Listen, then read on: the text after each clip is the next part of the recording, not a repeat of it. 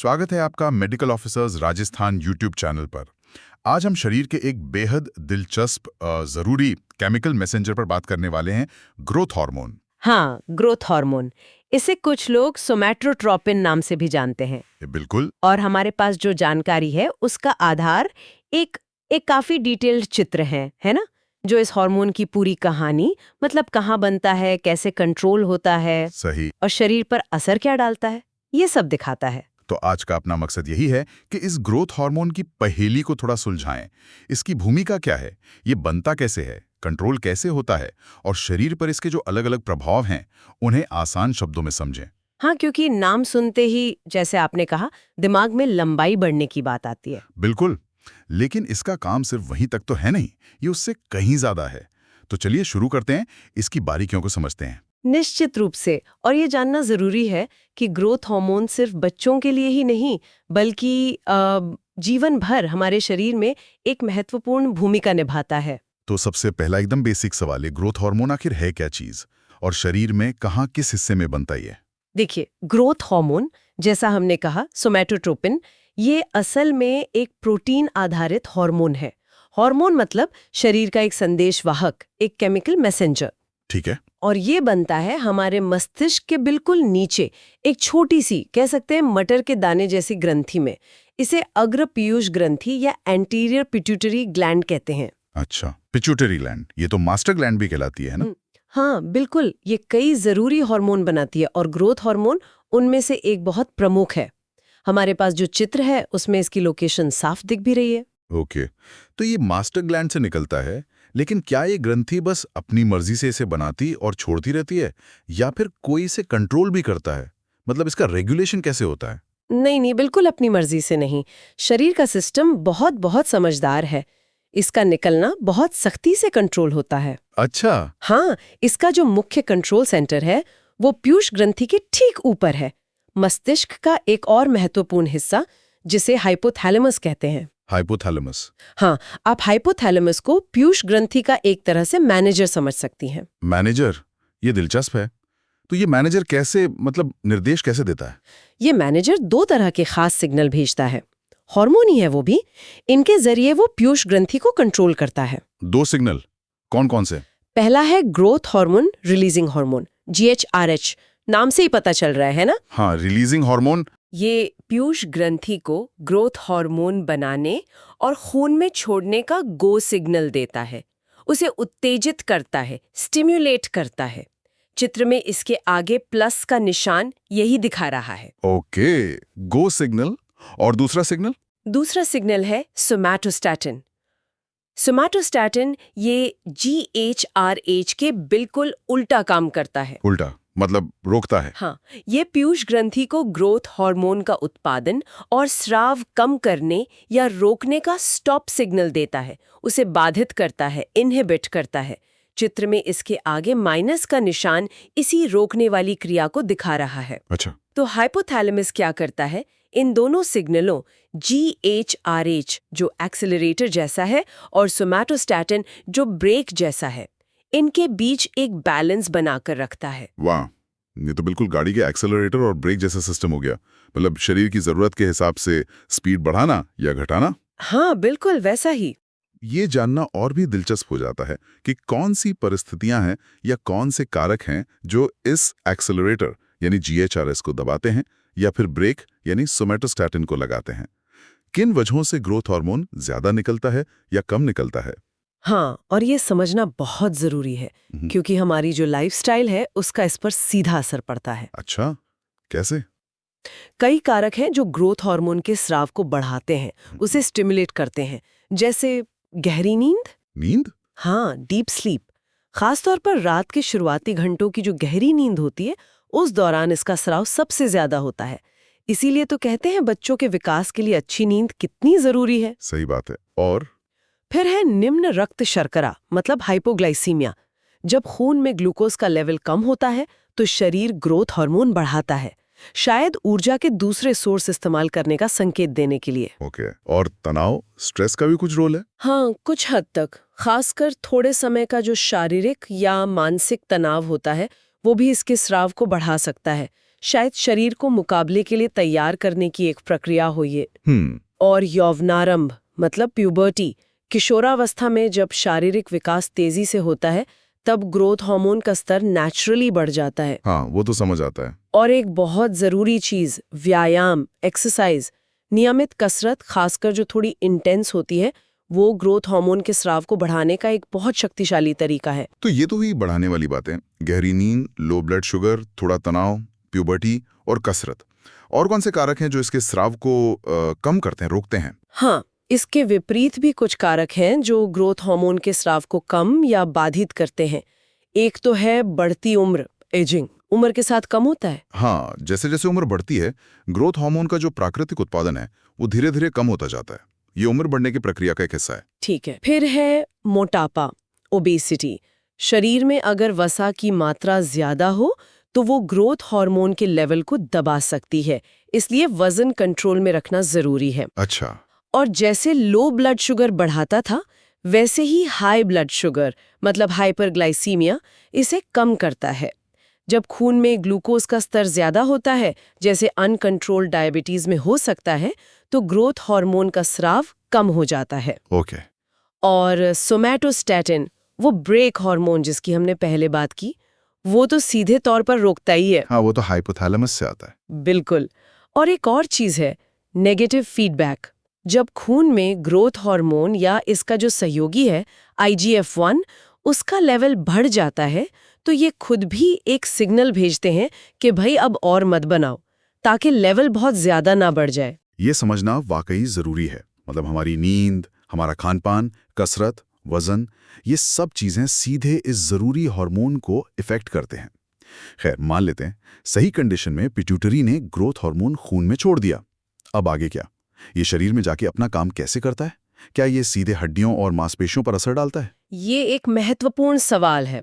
देखिए, growth hormone खून के जरिए पूरे शरीर में तो फैलता है, लेकिन इसका जो असर दिखाने का तरीका है वो थोड़ा इनडायरेक्ट है, खासकर जब बड़े विकास वाले कामों की बात आती है। इनडायरेक्ट मतलब? इसका एक मुख्य टारगेट होता है हमारा लिवर, यकृत। जब ग्रोथ हार्मोन लिवर की कोशिकाओं तक पहुंचता है, तो ये उन्हें एक और शक्तिशाली ग्रोथ फैक्टर बनाने के लिए प्रेरित करता है। एक और ग्रोथ हार्मोन के अलावा? हाँ, इस दूसरे ग्रोथ फैक्टर का नाम है इंसुलिन लाइक ग्रोथ फैक्टर 1, संक्षेप में IGF-1। इसे पहले सोमैटोमेडिन C भी कहते थे। अच्छा, तो ग्रोथ हार्मोन एक तरह से अपना काम करवाने के लिए एक सहायक या कहें कि एक एजेंट IGF-1 को नियुक्त करता है। हाँ, आप काफी हद तक ऐसा समझ सकती हैं, खासकर हड्डियों और मांसपेशियों की ग्रोथ जैसे बड़े और लंबे समय तक चलने वाले कामों के लिए। ग्रोथ हार्मोन के जो ज्यादातर एनाबॉलिक प्रभाव हैं, मतलब निर्माण और वृद्धि वाले प्रभाव, वो इसी IGF-1 के जरिए होते हैं। तो फिर IGF-1 क्या करता है? IGF-1 फिर खून के जरिए शरीर के अलग अलग टिश्यूज तक पहुंचता है और वहां कोशिकाओं को बढ़ने और डिवाइड होने का निर्देश देता है। लेकिन क्या इसका मतलब ये है कि ग्रोथ हार्मोन खुद कुछ नहीं करता, बस IGF-1 बनवाता रहता है? नहीं नहीं, ऐसा भी नहीं है। ग्रोथ हार्मोन कुछ टिश्यूज पर सीधे भी काम करता है, डायरेक्ट एक्शन भी है इसका। जैसे? उदाहरण के लिए वसा ऊतक पर, मतलब एडिपोस टिश्यू पर, वहां इसका सीधा असर होता है। ये चर्बी को तोड़ने, मतलब लिपोलिसिस की प्रक्रिया को बढ़ावा देता है। अच्छा, फैट बर्न करने में मदद करता है। हाँ, कुछ हद तक। तो कुछ काम सीधे और कुछ बड़े काम IGF-1 के जरिए। यह है इसका मिला जुला तरीका। हमारे चित्र में भी यह प्रक्रिया दिख रही है। पिट्यूटरी से GH निकला, लिवर पर गया, वहां से IGF-1 बना, और फिर ये दोनों मिलकर या अलग अलग शरीर के दूसरे हिस्सों पर काम कर रहे हैं। ये स्पष्ट हुआ। तो अब आते हैं असल मुद्दे पर। ये ग्रोथ हार्मोन और इसका साथी IGF-1, ये मिलकर शरीर पर क्या-क्या मुख्य प्रभाव डालते हैं? लंबाई बढ़ाने के अलावा इनके और कौन से जरूरी काम हैं? इनके प्रभाव काफी व्यापक हैं। शरीर के लगभग हर सिस्टम को छूते हैं। सबसे पहले हड्डियां। हाँ, लंबाई वाली बात। हाँ, सबसे जाना पहचाना प्रभाव, हड्डियों की लंबाई बढ़ाना, लीनियर ग्रोथ, खासकर बचपन और किशोरावस्था में। ये हड्डियों के सिरों पर जो ग्रोथ प्लेट्स होती हैं, उन पर काम करके ऐसा करता है। ये वहाँ कार्टिलेज बनाने वाले जरूरी पदार्थों के बनने को बढ़ाता है और हड्डी बनाने वाली कोशिकाओं की संख्या और साइज को भी प्रेरित करता है। और बड़ों में, एडल्ट्स में? वयस्कों में जब लंबाई बढ़ना बंद हो जाती है, तब ये हड्डियों के घनत्व, मतलब बोन डेंसिटी, को बनाए रखने में मदद करता है, हड्डियों को मजबूत रखता है। ठीक है। हड्डियों के अलावा? मांसपेशियां, मसल्स, ये मांसपेशियों के निर्माण और मरम्मत के लिए बहुत जरूरी है। कैसे? ये मांसपेशियों की कोशिकाओं को खून से ज्यादा एमिनो एसिड लेने के लिए प्रेरित करता है। एमिनो एसिड आप जानती हैं प्रोटीन के बिल्डिंग ब्लॉक्स होते हैं। हाँ, बिल्कुल। तो ये एमिनो एसिड अपटेक बढ़ाता है और फिर उन एमिनो एसिड से नया प्रोटीन बनाने की प्रक्रिया, मतलब प्रोटीन सिंथेसिस, को भी तेज करता है। इससे मांसपेशियों का साइज और ताकत यानी मसल मास और स्ट्रेंथ बढ़ती है। अच्छा, तो एथलीट्स के लिए रिकवरी वगैरह में भी इसका रोल होगा? बहुत बड़ा रोल है। अब बात करते हैं वसा ऊतक की, एडिपोस टिश्यू की। हाँ, आपने बताया था ये फैट तोड़ता है। हाँ, ये सीधे वसा कोशिकाओं पर काम करके उनमें जमा चर्बी, ट्राइग्लिसराइड्स को तोड़ने की प्रक्रिया यानी लाइपोलिसिस को बढ़ाता है। इससे खून में फैटी एसिड निकलते हैं जिन्हें शरीर फिर ऊर्जा के लिए इस्तेमाल कर सकता है। तो एक तरह से ये वसा घटाने में मदद करता है। ओके, तो हड्डियां, मांसपेशियां, वसा, और भी कुछ? हाँ, अन्य कोशिकाएं और मेटाबॉलिज्म पर भी असर है। ये लगभग सभी कोशिकाओं में प्रोटीन बनने और कोशिका विभाजन को बढ़ावा देता है। सेल ग्रोथ और रिपेयर के लिए जरूरी है। ये सेल के अंदर जेनेटिक मटेरियल, डीएनए और आरएनए के बनने की प्रक्रिया को भी तेज करता है। और मेटाबॉलिज्म पे क्या असर है? मेटाबॉलिज्म पर इसका असर थोड़ा कॉम्प्लेक्स है। ये खून में ग्लूकोज के लेवल को थोड़ा बढ़ा सकता है, क्योंकि ये लिवर को ज्यादा ग्लूकोज बनाने के लिए कहता है और मांसपेशियों द्वारा ग्लूकोज के इस्तेमाल को थोड़ा कम करता है। इसे एंटी इंसुलिन इफेक्ट कहते हैं। लेकिन चित्र में तो ये भी दिखाया है कि ये मांसपेशियों और वसा ऊतकों में ग्लूकोज का प्रवेश बढ़ाता भी है। ये थोड़ा कंफ्यूजिंग है। हाँ, ये थोड़ा विरोधाभासी लग सकता है। ये दिखाता है कि मेटाबॉलिज्म पर इसका कितना जटिल और बैलेंस्ड नियंत्रण है। ये सिर्फ एक दिशा में काम नहीं करता। ओवरऑल ये शरीर को ऊर्जा का सही इस्तेमाल करने में मदद करता है। समझ गया। तो ये सिर्फ लंबाई नहीं, बल्कि मसल्स बनाना, फैट कंट्रोल करना और शरीर की पूरी मरम्मत और रखरखाव के लिए एक मल्टीटास्कर हार्मोन है। जब तक सब कुछ बैलेंस में है तब तक तो ठीक है। लेकिन क्या होता है अगर ये हार्मोन शरीर में जरूरत से ज्यादा बनने लगे? हाँ, ये एक गंभीर समस्या हो सकती है अगर ग्रोथ हार्मोन का उत्पादन अनियंत्रित रूप से बढ़ जाए। ज्यादातर मामलों में ऐसा होता है पीयूष ग्रंथि में एक ट्यूमर की वजह से। ट्यूमर? कैंसर वाला? आमतौर पर बिनाइन होता है, मतलब कैंसर वाला नहीं। इसे पिट्यूटरी एडिनोमा कहते हैं। ये ट्यूमर अपने आप बिना कंट्रोल के बेहिसाब ग्रोथ हार्मोन बनाने लगता है। और इस ज्यादा ग्रोथ हार्मोन का शरीर पर क्या असर होता है? इसका असर इस बात पर निर्भर करता है कि ये ज्यादा बनना किस उम्र में शुरू हुआ है। अच्छा, कैसे? अगर ये बचपन या किशोरावस्था में होता है, जब हड्डियों की ग्रोथ प्लेट्स अभी खुली हुई हैं, लंबाई बढ़ रही है, तो शरीर की लंबाई असामान्य रूप से बहुत ज्यादा बढ़ जाती है। व्यक्ति बहुत लंबा हो जाता है। जैसे वो बहुत लंबे लोग दिखते हैं कभी-कभी। हाँ, उसी तरह। इस स्थिति को जाइगैंटिज्म या महाकायता कहते हैं। जाइगैंटिज्म? और अगर ये बड़ों में हो, जब लंबाई बढ़ना बंद हो चुकी है? हाँ, अगर ये अधिकता वयस्क होने के बाद शुरू होती है, जब ग्रोथ प्लेट्स बंद हो चुकी होती हैं, तो हड्डियां लंबी तो नहीं हो पाती, लेकिन वे मोटी और चौड़ी होने लगती हैं। मोटी और चौड़ी? हाँ, खासकर चेहरे की हड्डियां जैसे माथा, जबड़ा, हाथ और पैर की हड्डियां बेडौल रूप से बढ़ने लगती हैं। उंगलियां मोटी हो जाती हैं, जूते का साइज बढ़ जाता है। इस स्थिति को एक्रोमेगेली कहते हैं। एक्रोमेगेली? हाँ। इसके अलावा त्वचा मोटी हो जाती है, आवाज भारी हो सकती है और जो अंदर के अंग है वो भी बड़े हो सकते हैं। इससे कई और स्वास्थ्य समस्याएं हो सकती हैं, जैसे डायबिटीज, हाई ब्लड प्रेशर, हृदय रोग। इनका खतरा बढ़ जाता है। अरे बाप रे, ये तो वाकई गंभीर स्थितियां हैं। जाइगैंटिज्म और एक्रोमेगेली। अगर किसी में ग्रोथ हार्मोन की अधिकता पता चलती है तो इसका इलाज कैसे किया जाता है? इलाज का मुख्य लक्ष्य होता है ग्रोथ हार्मोन के लेवल को नॉर्मल करना और अगर ट्यूमर है तो उसे हटाना या कंट्रोल करना। इसके लिए कुछ मुख्य तरीके हैं। क्या है वो तरीके? सबसे आम तरीका है सर्जरी। अगर पिट्यूटरी ग्लैंड में ट्यूमर है तो उसे निकालने की कोशिश की जाती है, खासकर अगर ट्यूमर छोटा हो और पूरी तरह निकाला जा सके। अक्सर ये नाक के रास्ते से की जाने वाली एक सर्जरी होती है, ट्रांसफिनॉइडल सर्जरी। अच्छा, सर्जरी। और अगर सर्जरी ना हो पाए या पूरी तरह कामयाब ना हो? तो फिर दवाएं हैं, मेडिकेशंस। अगर सर्जरी संभव ना हो या सर्जरी के बाद भी हार्मोन का लेवल ज्यादा रहे तो दवाएं दी जाती हैं। इनमें सबसे प्रमुख है सोमैटोस्टैटिन एनालॉग्स। सोमैटोस्टैटिन, ये तो वो ब्रेक वाला हार्मोन था। हाँ बिल्कुल, याद है हमने सोमैटोस्टैटिन की बात की थी जो नेचुरली ग्रोथ हार्मोन को रोकता है। ये दवाएं उसी की नकल करती हैं, जैसे ऑक्रियोटाइड, लैंड्रियोटाइड, ये ग्रोथ हार्मोन का स्राव कम करती हैं।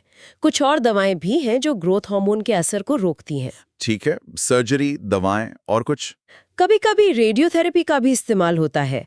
रेडिएशन थेरेपी, ट्यूमर को नष्ट करने या उसके बढ़ने को रोकने के लिए, खासकर जब सर्जरी और दवाएं पूरी तरह कारगर न हो। समझ गया। तो कई तरह के इलाज मौजूद हैं इसे कंट्रोल करने के लिए। हाँ, लक्ष्य यही होता है कि हार्मोन लेवल को सामान्य किया जाए और लक्षणों को कम किया जाए।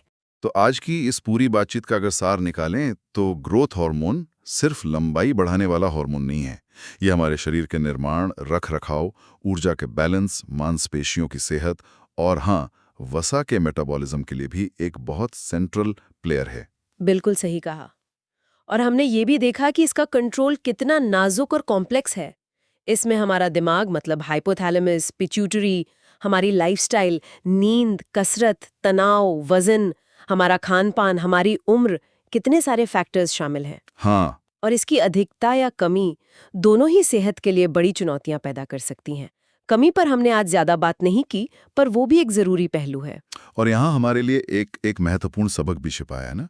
हमारी जो रोजमर्रा की आदतें हैं, जिन्हें हम कई बार मामूली समझ लेते हैं, जैसे रात को पूरी नींद लेना या नियमित रूप से थोड़ी कसरत करना, अपने वजन को संतुलित रखना, हाँ, ये सिर्फ हमें बाहर से फिट नहीं रखती, बल्कि ये हमारे शरीर के अंदरूनी हार्मोनल सिस्टम के एक इतने महत्वपूर्ण सदस्य ग्रोथ हार्मोन की लय को भी सीधे तौर पर प्रभावित करती हैं। ये वाकई सोचने पर मजबूर करता है, कैसे हमारी साधारण सी लगने वाली डेली रूटीन हमारे शरीर के इतने गहरे और शक्तिशाली आंतरिक तंत्रों पर सीधा असर डालती है। सही। शायद अगली बार जब हम व्यायाम करने में आलस करें या देर रात तक जागने का मन करे, तो ग्रोथ हार्मोन का ये पहलू याद आए कि हम सिर्फ अपनी बाहरी दिखावट या उस पल के आराम का नहीं, बल्कि अपने शरीर के लंबे समय के स्वास्थ्य और आंतरिक संतुलन का सौदा कर रहे होते हैं। बिल्कुल। अपनी जीवन शैली को बेहतर बनाकर हम काफी हद तक अपने हार्मोनल स्वास्थ्य को भी बेहतर रख सकते हैं। एक बहुत जरूरी संदेश है ये।